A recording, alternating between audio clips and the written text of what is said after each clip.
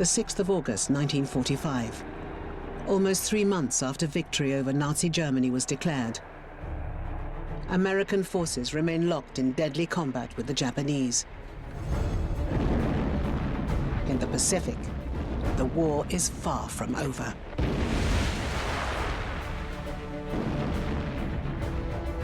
Newly sworn-in President Harry S. Truman is desperate for an end to the bloody conflict that has seen tens of thousands of Americans killed.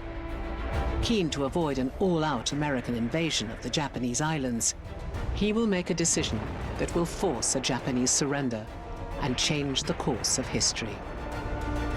Truman gives authorization for an American B-29 bomber, the Enola Gay, to drop America's latest development in deadly warfare, the atomic bomb. The first bomb flattens 5 square miles of the city of Hiroshima, killing some 80,000 civilians immediately. Just 3 days later, another bomb is dropped on Nagasaki, instantly killing 50,000 people. It brings about an end to the Second World War and ushers in a devastating new chapter in world history. So who were the real winners of the race to victory?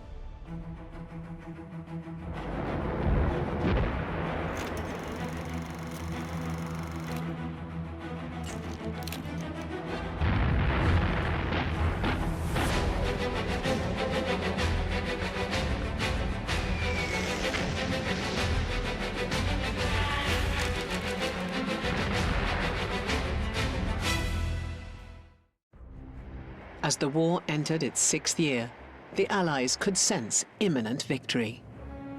By the beginning of 1945, both the Soviet and the Western Allied armies were on the verge of crossing into the weakening Nazi heartlands. To Churchill, however, the political situation that was shaping up behind the scenes was a far greater concern, as he watched the Red Army's irresistible march through Eastern Europe. Romania, Bulgaria, Hungary, Czechoslovakia, and Yugoslavia lay in the Soviet shadow, and Poland, though liberated from the Germans, had merely exchanged one despotic conqueror for another. Churchill had been pressing both Roosevelt and Stalin for another Big Three conference, not only to agree on the conduct of the final push to defeat Hitler, but also to work out what to do with the Axis powers, and indeed the whole of Europe, once victory was secured. In doing so, they would lay the foundations for a conflict that would shape the rest of the 20th century, the Cold War.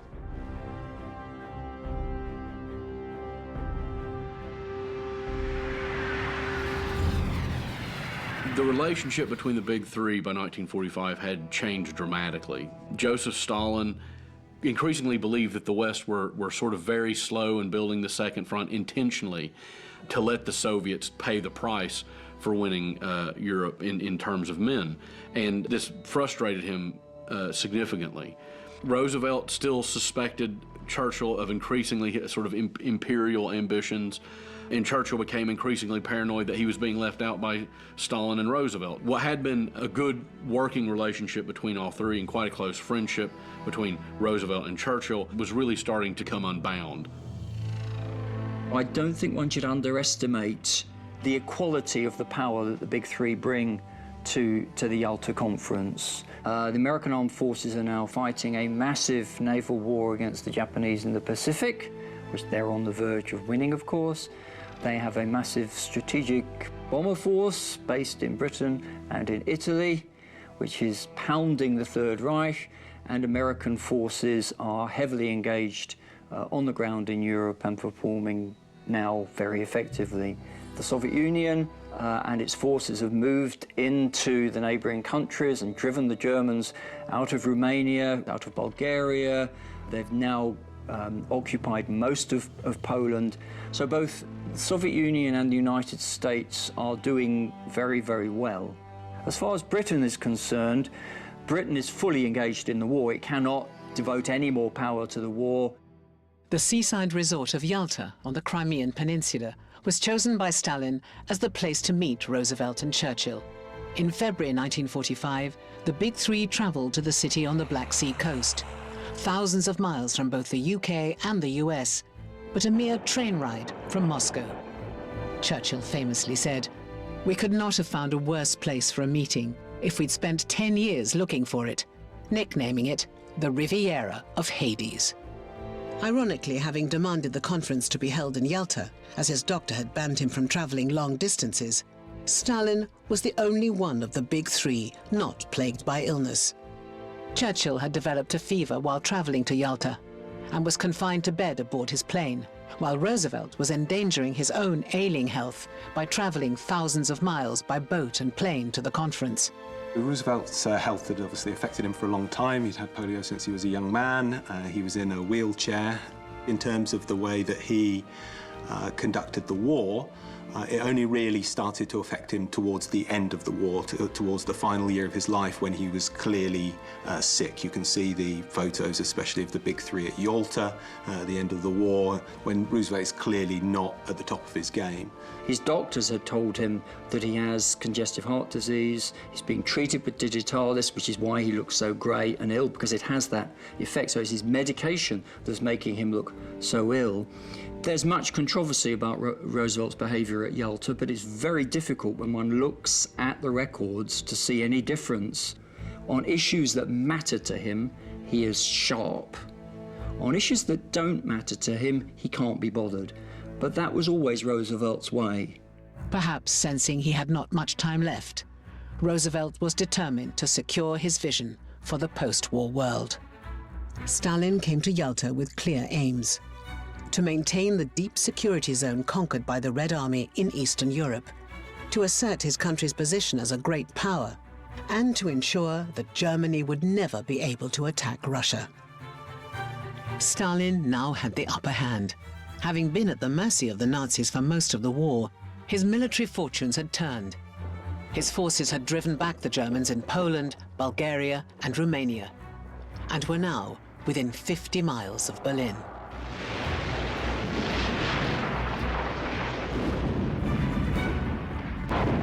Stalin wanted to keep tight control over the Eastern European countries, over the now satellite states of the Soviet Union, because he'd learned the lesson of Operation Barbarossa. And that is that he needed to have buffer states to stop any future invasion reaching anywhere near Leningrad or Moscow again. He was also keenly aware that the environment had now changed. This was the start of the Cold War.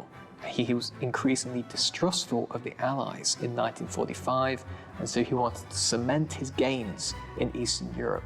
Millions and millions of people had died in the struggle against Germany, and for Stalin, he felt he needed a reward, and that was the countries of Eastern Europe. Roosevelt's main priority, on the other hand, was to gain a firm commitment that the Soviet Union would now enter the war in Asia, to exert further pressure on the Japanese, as the conflict there was showing no signs of abating. Roosevelt and his military commanders are very worried about the loss of life in attacking the Japanese mainland. And the reason for that is because they know that the Japanese fighters are willing to go to extreme measures in order to defend their territory. And of course, the reason that they know this is that they've been conducting a long-term struggle against Japan, the island hopping. The US takes enormous losses in this campaign, and they're worried if they attack the Japanese mainland, that they will simply dig in, be stuck in a very long struggle which will lead to enormous loss of life. Stalin agreed that Soviet forces would join America in the war against Japan within 2 or 3 months after Germany's surrender. But in return, the Soviet Union demanded control of the Japanese territory it had lost in the Russo-Japanese War of 1905. Roosevelt's other priority was his newly envisaged United Nations, and he was hoping France and China would join the big three at the helm. In particular, he wanted to tie Stalin and the Soviet Union to the idea of an international body committed to maintaining peace and prosperity in the post-war world. For Churchill, the most important business of Yalta was the future of Poland and whether he could snatch at least a shred of democratic freedom for its people. In doing this, he might just be able to save them from Stalin's grasp. But Stalin took a hard line, pointing out that Germany had twice used Poland as a corridor through which to invade Russia. He announced that the Soviet Union would not return Polish territory that it had annexed in 1939 and would not bow to the demands of the Polish government in exile based in London. It had become clear by the middle of the war anyway that Stalin was determined to do two things with Poland. One was to regain control of the eastern part of Poland that had been Russian territory and he regarded as part of Ukraine and Belarus, and shift Poland westwards by giving it German territory. But also was determined that Poland should have what he called a friendly government. And the only likely Polish government to be friendly to the Soviet Union was a communist government. The only one of Churchill's objectives at Yalta, to which Stalin agreed, was to allow representatives from other Polish political parties into the communist-dominated provisional government in Poland, and to sanction free elections. Because the Polish government in London would not shift on the frontiers, Stalin decided that essentially they were anti-Soviet, and he was probably right about that. So begins building up his own Polish government of Polish communists. And that, I think, becomes the prime concern, particularly for the British, who had very close connections, of course, to the Poles in London. There were Poles fighting in the British Armed Forces. Poland had been one of Britain's most solid allies through the Second World War, and Britain, after all, had gone to war to protect the integrity of Poland at the beginning. So was deeply concerned about that. Stalin was now playing hardball. Throughout the negotiations, Roosevelt seemed to be trying to distance himself from Churchill whenever he could, as a way of reaching out to Stalin. The dogged Churchill, on the other hand, did not share Roosevelt's optimistic view of Stalin, and was increasingly frustrated by the ailing American president's desire to pacify the Soviet leader.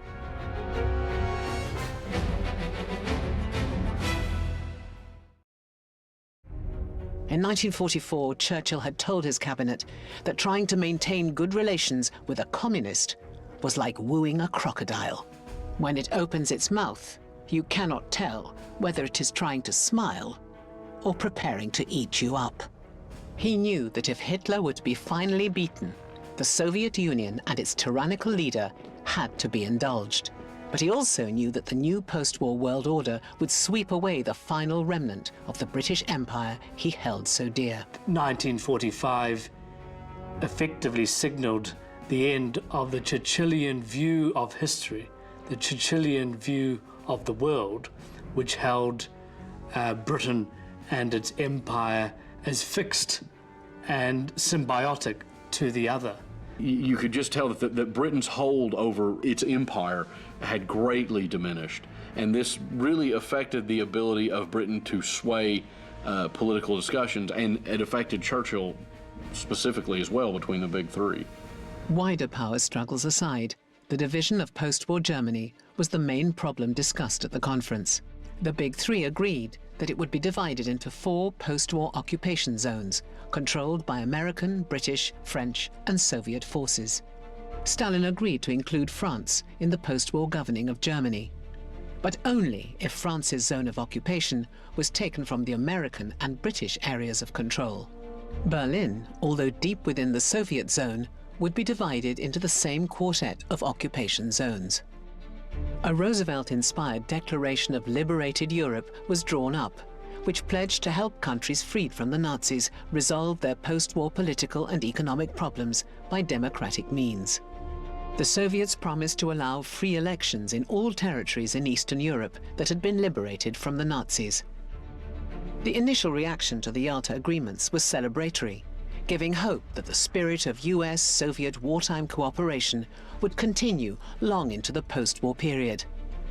It did not take long, however, for intelligence to filter back to the British and Americans that Stalin was not keeping his promises.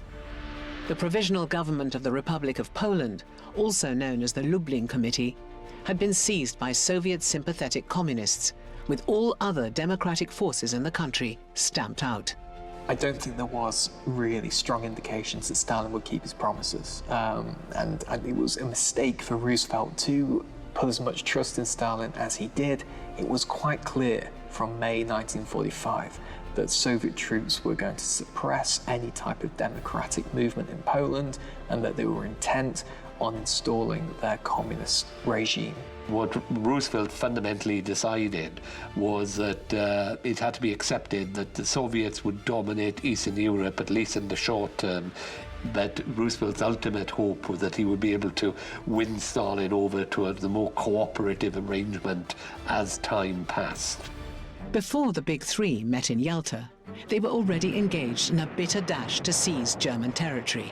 Hitler's forces were crumbling, and the Allies were moving towards Germany in a race to claim the biggest prize of all, Berlin. The conquest would involve a multi-pronged approach. British and American forces would make separate advances through Germany from the west, whilst Soviet troops approached Berlin from the east. The pivotal part of their advance was crossing and conquering the mighty Rhine. Over 700 miles long, the river represented the last natural defensive barrier to the German heartland.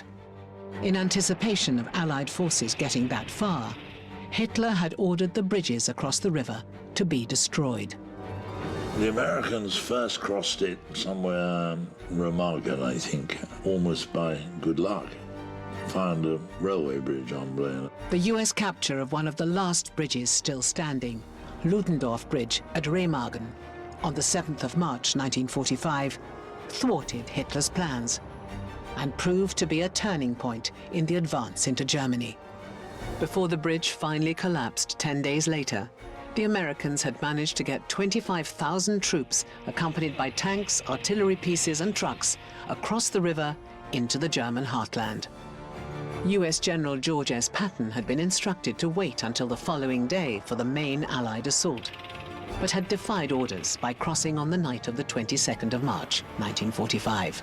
This was the first crossing of the Rhine by boat by an invading army since Napoleon Bonaparte's crossing in 1805. Patton's troops quietly slipped across the river, surprising the German defenders in complete darkness. By the 25th of March, his troops were rapidly approaching Frankfurt, German resistance now dissolving in their path. Patton's success was driven by his desire to beat the British to the other side of the Rhine. His commanding officer, General Omar Bradley, claimed at the time that Patton said, "I want the world to know that the Third Army made it before Monty starts across." The British had been planning their own crossing further north. Codenamed Operation Plunder, Montgomery's crossing of the Rhine was the largest river assault in the history of warfare. A very big set-piece airborne and river crossing operation where 30-40 miles northwest of Düsseldorf, but a very big operation. There was no real doubt about the end at this point. The attack started with an aerial bombardment of the town of Wesel. On the night of the 23rd of March, troops began to cross the river in landing craft and amphibious vehicles, and did not stop until the next day. Amphibious vehicles, DUKWs, and all other sorts of cars that could float. Landing craft. They had drop paratroops on the far bank of the Rhine as well. Huge firepower deployed to suppress the German defenders. Really, it was more like a sea crossing than a river crossing, and very effective. On the 24th of March, an airborne assault was launched, codenamed Operation Varsity, dropping the British 6th and American 17th Airborne Divisions further east of the Rhine. The next day, Britain's Prime Minister crossed the Rhine in a landing craft, stepping onto the eastern bank of the river. The Bulldog leader had now set foot for the first time in the heartland of Hitler's Germany. By the end of March, the Allies had conquered the mighty river. Now the path to Berlin was wide open. Once the Rhine was crossed, that last bastion of, a natural bastion of German territory, North Germany is quite flat, open. Certainly then, there wasn't a lot physically to stop the Allies. There was, however, a tragic event that brought a sudden end to the Big Three as the world had known them.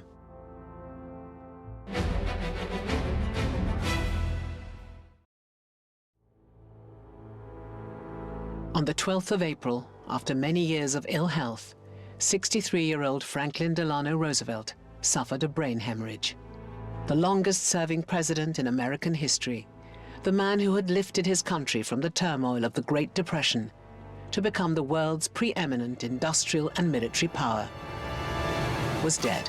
Roosevelt had been wheelchair-bound since contracting polio in 1921, so he had spent all his presidency living with that disability.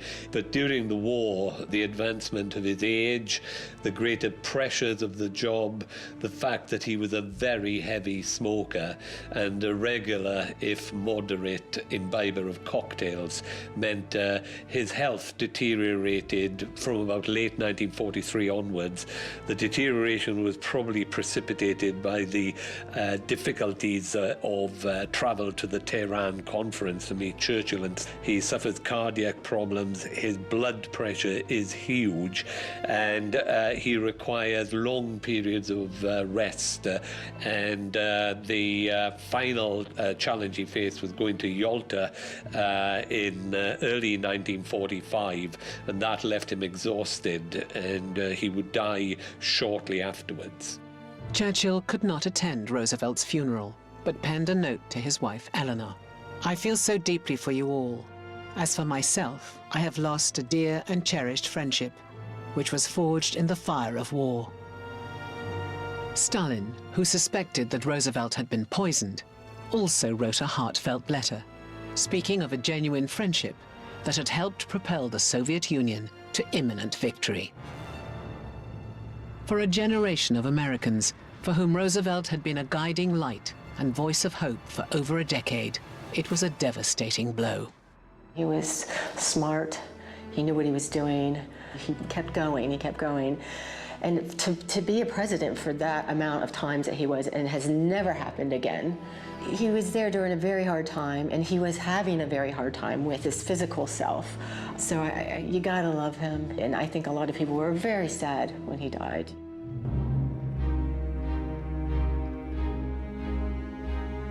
The relatively low-key vice president, Harry S. Truman, a one-time haberdasher, was quickly sworn in as president on the very same day Roosevelt died, to direct America's war effort. As the world mourned the death of Roosevelt, the race to Berlin continued unabated. The Western Allies were seemingly unstoppable, but on the other side of Germany, Soviet troops were also making steady progress across the country, brutally quashing any German resistance. The Russians and the Americans eventually met up at the town of Torgau on the River Elbe on the 25th of April, just 85 miles from Berlin. As Allied troops shook hands on the riverbank, their respective armies had effectively cut Germany in two. The moment, which came to be known as the Meeting on the Elbe, portended the end of the war in Europe. A jubilant Churchill declared, "We meet in true and victorious comradeship, and with inflexible resolve to fulfill our purpose and our duty, let all march forward upon the foe." Truman, who had been sworn in as president less than 2 weeks before, welcomed the news. "This is not the hour of final victory in Europe, but the hour draws near, the hour for which all the American people, all the British people, and all the Soviet people have toiled and prayed so long." Stalin's approach was a little more cautious. "Our task and our duty are to complete the destruction of the enemy. The Red Army will fulfill to the end this task and this duty to our people and to all freedom-loving peoples." The race was now well and truly on to get to Berlin first. To speed up his campaign, he split the command of the Berlin operation between Marshal Zhukov in the center and Marshal Konev in the south. Stalin, the master manipulator and sly practitioner of divide and rule, had effectively triggered a race between his two most senior commanders. Stalin encouraged the race to Berlin between Konev and Zhukov because he saw it as imperative to capture the city before the Allied powers did. He knew that the German army was about to be defeated, and he knew that the struggle was going to change and develop into what we know as the Cold War. And capturing Berlin was kind of the first victory in that. Not only would capturing Berlin have symbolic significance, it was also rumoured to house the German nuclear program. The Germans definitely had a nuclear program going on in the Second World War. We absolutely knew that, and there are files now declassified which confirm that. And at the very end of the war, Hitler's top scientists, his top nuclear scientists, were brought initially to Britain before they then went to America. Stalin was desperate to get his hands on the German Nuclear Research Center, the Kaiser Wilhelm Institute, before the Americans got there. And after Germany's surrender, the Soviet Union did indeed requisition equipment, materials, and personnel. Stalin knew about the German military program through his intelligence operatives. The Soviets had their own nuclear program called Operation Borodino, but this was lagging behind the Americans. So another reason why Stalin was so intent on capturing Berlin was to take as much information about the German nuclear program as possible. They targeted the Kaiser Wilhelm Institute in particular, and importantly, they managed to seize 3 tons of uranium oxide, and this was critical to the later kind of kick-starting of their own atomic program. The uranium oxide allowed them to start working on their first nuclear weapon, triggering the start of the nuclear arms race that would define the Cold War.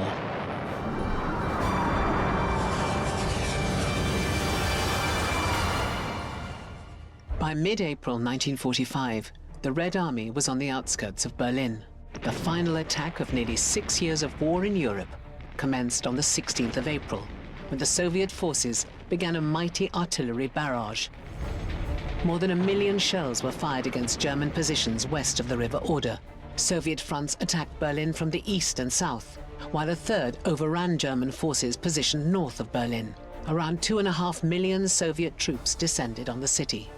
The Battle of Berlin had well and truly begun. On the 20th of April 1945, Hitler's 56th birthday, Zhukov's forces advanced from the east, whilst Konev's forces advanced towards the southern suburbs of Berlin. The Soviet bombardment was so immense that in Berlin's eastern suburbs, houses shook and pictures fell from walls. Even now, the Germans defended desperately. There was confusion all around. According to one Russian veteran, Soviet artillery was fired without proper guidance, killing scores of Red Army soldiers. Over the next 12 days, the Red Army gradually took the entire city, overrunning and destroying the historic seat of German power, the Reichstag. This is the capital, the heartland of the darkness that was Nazi Germany. This said, they have been defeated, unarguably. We are in Berlin. We, of course, being the Red Army. So it was hugely symbolic, but equally well strategic significance. I mean, that said, this ghastly regime is over. It's dead. On the 28th of April 1945, in Italy, Mussolini and his mistress were shot and their bodies strung up for all to see. 2 days later, determined not to suffer the same fate, Hitler committed suicide in his bunker, having ordered that his body be burned so as not to be claimed by the Allies. Even then, it took another 2 days for the Germans to finally surrender. More than 80,000 Soviet soldiers had died trying to capture the city. Stalin's hunger to get to Berlin ahead of the Western Allies undoubtedly led to poor decision-making and an excessive loss of Soviet lives. The battle for Berlin had brought to an end one of the bloodiest wars in European history. There were lots of German troops within the city, many civilians, and the Russian troops, the Red Army, had been sent by Stalin at an accelerated pace with orders to capture the city as quickly as possible. So this did lead to lots of brutal fighting, and it was a bloody end to the Second World War. And the darker side of that conflict is the atrocities and war crimes which were carried out by Red Army soldiers, particularly the mass rape of perhaps up to 2 million women, something which the Russian government, the Soviet government in later decades denied had happened at all. The Russians had won the race to Berlin. The red flag of the Soviet Union waved above the battered and beleaguered Reichstag. But for all the Allied forces, it was mission accomplished. On the 7th of May at his headquarters in Rhin, northeastern France, Supreme Allied Commander General Eisenhower accepted the unconditional surrender of all German forces. Stalin, however, wanted his own ceremony and demanded another one in Berlin. So the next day, on the 8th of May, the ceremony was repeated, and a further document was signed. An exhausted but euphoric Europe finally celebrated VE Day on the 8th of May. Heerlijk. Waarom ben je naar Engeland gegaan om met de geallieerden de Duitsers Europa uit te trappen? En dan is het gelukt. Dan is het alleen maar heerlijk. En als je in Nederland komt en je schopt die Duitsers eruit, dan zijn al die Nederlanders die zijn de straat op en die vinden dat geweldig. But in deference to his US ally, Winston Churchill was quick to remind them the World War wasn't over yet. We may allow ourselves a brief period of rejoicing, but let us not forget for a moment the toils and efforts that lie ahead. Japan, with all her treachery and greed, remains unsubdued. She has inflicted upon Great Britain, the United States and other countries, and her detestable cruelties call for justice and retribution. We must now devote all our strength and resources to the completion of our tasks, both at home and abroad. The war in the Pacific was very much alive, to bring about the final conclusion of one of the bloodiest wars in human history. The leaders of the Grand Alliance would have to meet one last time.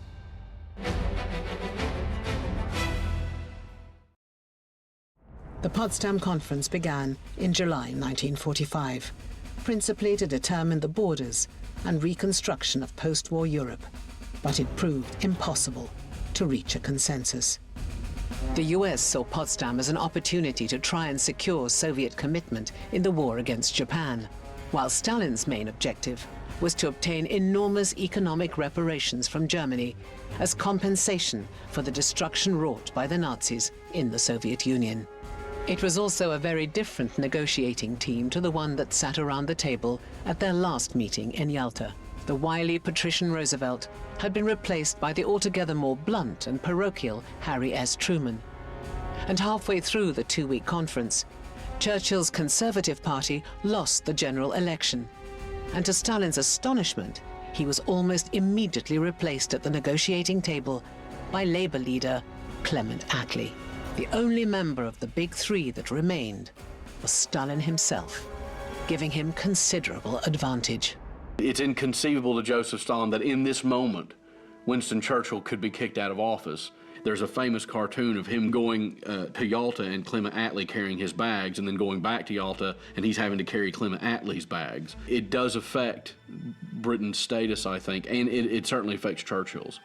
It's one of the most unexpected things, at least of political commentators at the time, at least, that Churchill lost the July 1945 election and did not just lose. The Conservatives were trounced. The electorate was seen as being very grateful to Mr. Churchill, the war leader, but they did not want Mr. Churchill, the peacetime leader, and instead wanted to have Labour, which was seen more geared to a peacetime existence than the Conservatives under Winston Churchill. But the world was about to get a massive jolt. On the 16th of July 1945, in a remote desert location near Alamogordo, New Mexico, the Americans detonated the first atomic bomb. The Trinity test was the culmination of 4 years' work by the Manhattan Project to weaponize nuclear power. They had succeeded, and in doing so, ushered in the atomic age.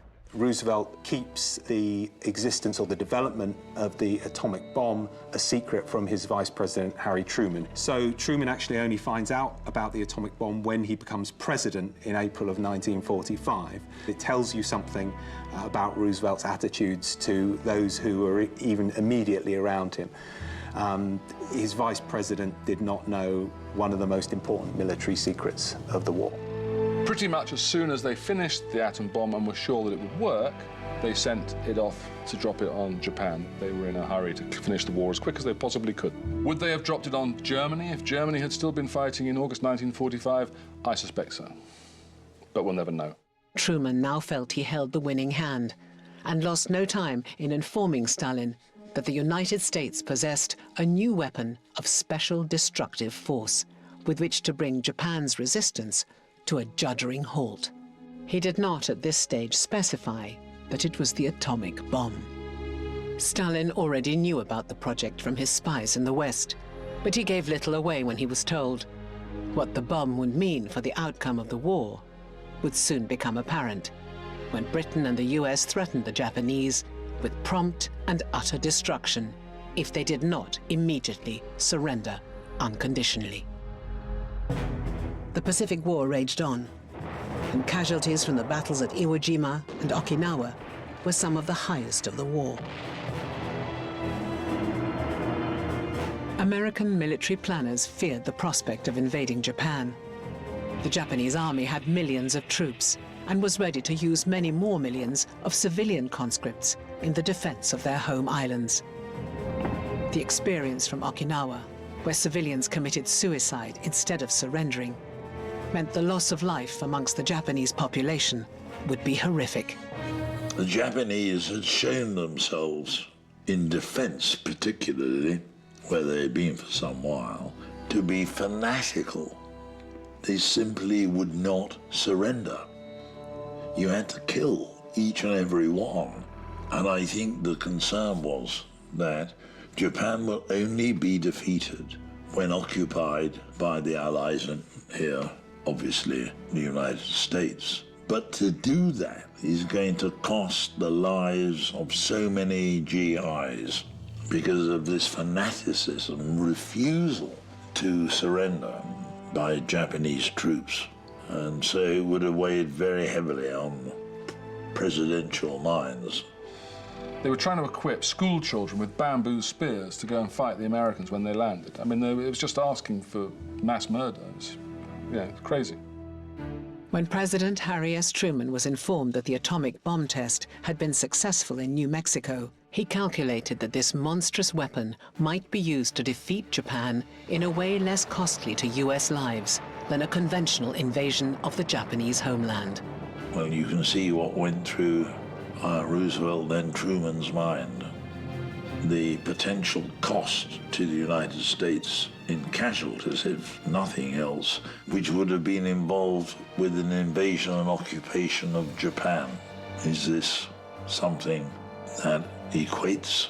Is there an advantage? I mean, these are dreadful decisions. On the 6th of August, 1945, an American B-29 bomber, the Enola Gay, dropped the world's first atomic bomb over the city of Hiroshima. Instantly, the city was leveled, and some 80,000 people were killed. That figure doubled within the year from burns and radiation effects from the bomb. On the 9th of August, a second bomb was dropped over the Japanese city of Nagasaki, with a similar death toll. The impact was cataclysmic, and unlike anything experienced in the history of warfare. A day before the Nagasaki bombing on the 8th of August, the Soviet Union had finally declared war against Japan. On the 10th of August, the Japanese government issued a statement agreeing to accept the surrender terms of the Potsdam Declaration on the understanding that the emperor's position as a sovereign ruler would not be prejudiced. The Allies granted Japan's request, and on the 15th of August, the Emperor Hirohito urged his people to accept the decision to surrender. The fighting was over.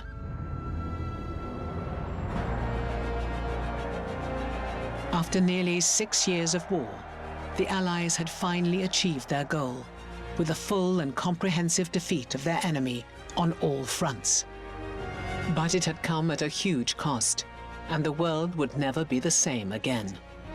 As mushroom clouds rose above Japan, the world stood witness to the creation of a new, terrifying atomic age. The atom bomb, and particularly the possession by both the Americans and the Soviets of nuclear weapons, created a whole new way of doing business in international politics for the next 50 years. There is a theory that one of the reasons the Americans dropped the bomb on Japan was precisely to show the Soviets that they had this thing, to cow them into being a bit more pliant. If that was the case, it didn't really work, it has to be said. The Russians, as we know, were already working on their own bomb and indeed stealing the plans for the American one, and therefore were able to catch up pretty quickly. A new Europe would have to be forged in the long shadow of a nuclear arms race and the threat of mutually assured destruction.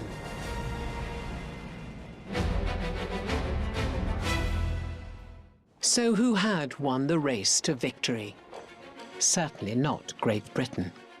Britain had gone into war in 1939 as a great world power, but it left 1945 as a very diminished one. It faced great privations, great destruction, a great loss of men and women and people, as well as resources.